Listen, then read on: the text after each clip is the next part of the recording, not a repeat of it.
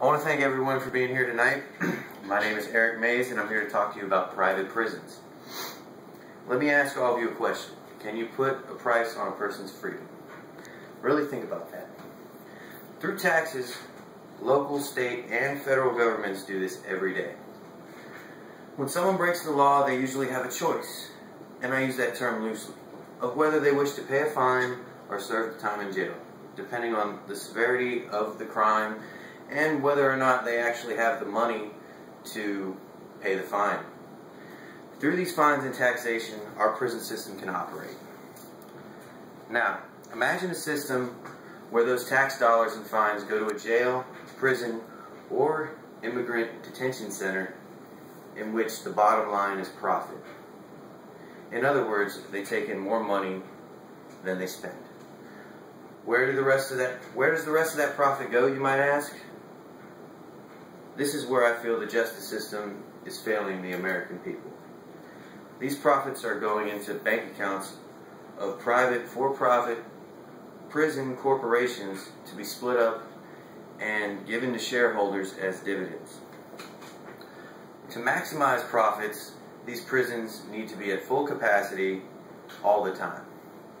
To grow in value, these businesses need more prisons and more people locked away. Is this really a commodity that should be traded on the New York Stock Exchange? There are a few things as citizens of the United States that we can do to solve this problem. The most important thing we can do is bring awareness to the public.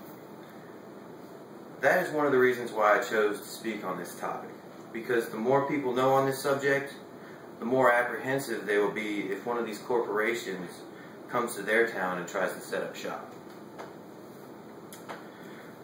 Also, many people, and I'm using this as an example, choose to boycott things made in China. They only buy American goods, or at least they try to.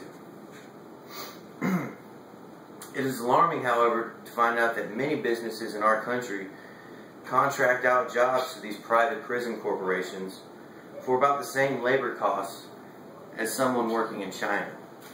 The highest paid inmates in the private system make about 50 cents an hour, while the lowest pay is 17 cents, which is incredibly low.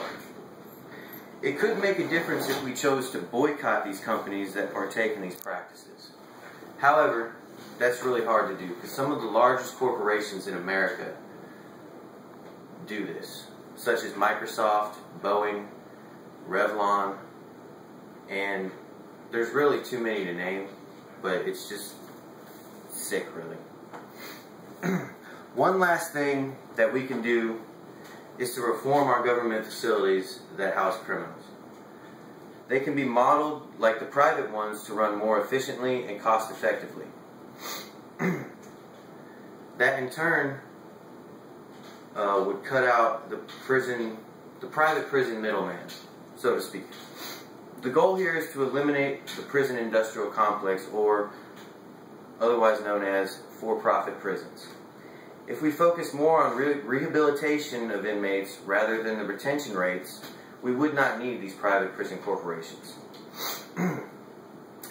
Instead of our tax dollars going into the pockets of private investors, the government could use this money for infrastructure, education, and rehab programs. I mention these three things because over the last 10 years in Mississippi alone, the budget for private prisons has gone from $40 million a year to over $260 million a year, while the other three have stagnated and only risen about 1% in the same time. That doesn't make any sense to me, and it shouldn't to you either.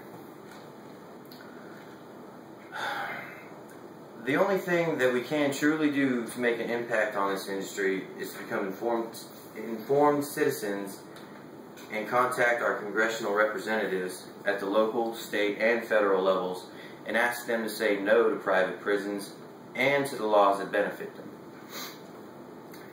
If you have representatives and senators that are for-profit prisons, don't vote for them.